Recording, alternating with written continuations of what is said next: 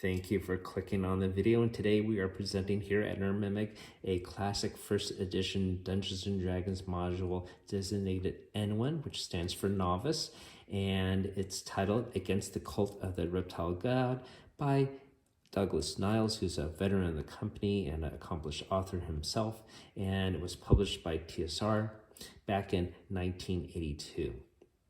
Before we get started, hopefully you can hit that like and subscribe, and that helps a small channel like this grow as we drive towards 100 subscribers. And check our free giveaways, including N4, which I will compare this to a little bit later. So let's get started. First of all, the N once again stands for Novice, and this is a series of modules that they wanted novice players and dungeon masters to get into the game. And let's turn to the first page here, where they state that is the mission goal of this. This is a adventure where basically you are going to head into a village, the village of Orlane here, and through interactions of the villagers and NPCs there, you're going to discover that there's a mystery going on of people being missing and people acting strangely. And this scenario is more of a mystery, especially the first act here. It's divided in 3 acts. And as a beginning DM and just rereading this adventure again, I think that's quite difficult.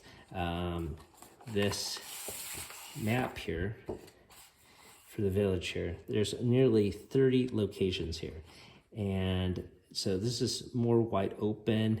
The players have a lot of places to go, and it's not going to be as focused or linear as compared to this module here, the treasure hunt, where it's more linear, it's more structured.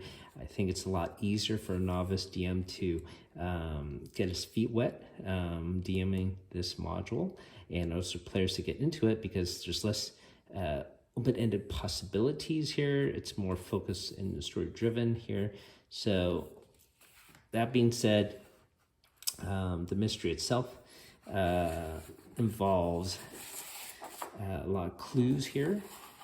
And when you first start off the venture, you roll the dice twice, and the players get to have 2 of the 6 rumors that they start off with.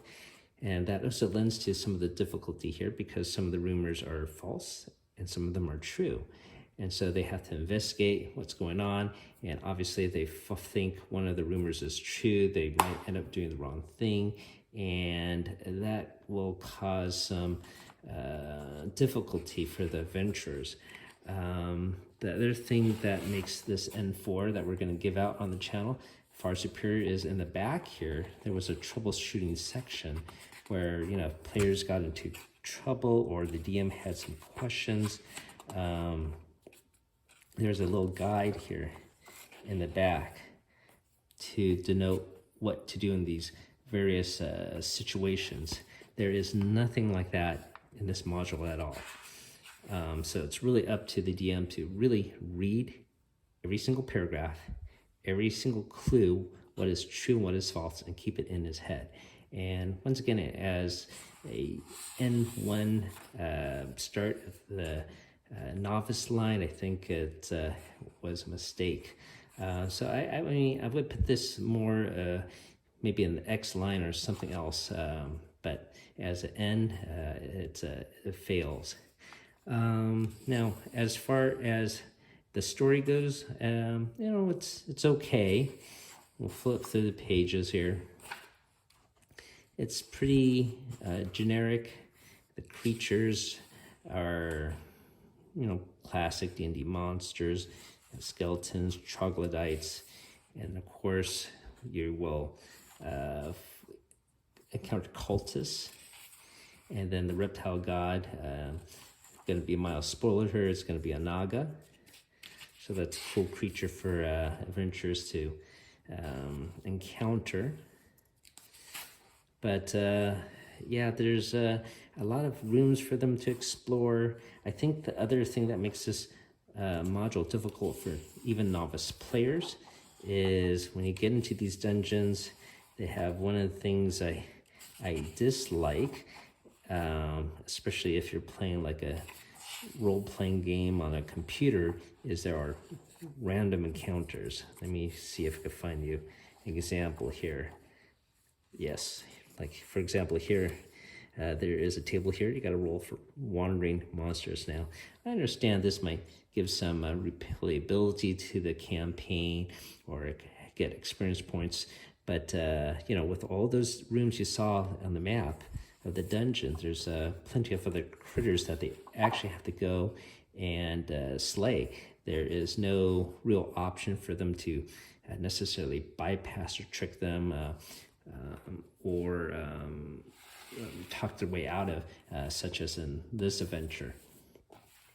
Another issue with this module is that the main NPC in this game is a hermit, and he is actually a level 7 magic user, and he sort of guides the player through this adventure, but unfortunately his information is not all true, so he also will pass some false information. I think that's a little difficult for novice players to comprehend if they have this guide who you know, is sort of like the voice of the DM.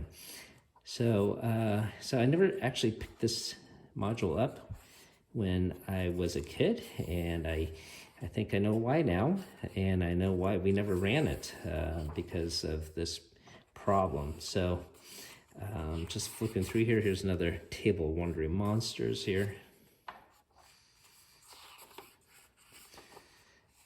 And here's the Naga, the main baddie. All right, and that sort of wraps it up for this quick overview for this N1 module. I think the best thing I could say about this adventure really is the art of the cover and the back. I think it's spectacular. However, of course, N4 has great art as well, with much more refined storytelling for novice players to enjoy and for DMs to get into. So, so once again, check out our giveaway for this module. I'll put a link down below for it. Hopefully you guys can partake in this. If you ever find yourself in a store and have access to one of these, well, it'll be fun to pick up too, no problems, of course. However, the other books in the series are a lot better. We'll go over some others in the future, but I think N4 is the best of the bunch for sure. So thank you for watching. Everyone, have a great day and keep on adventuring out there.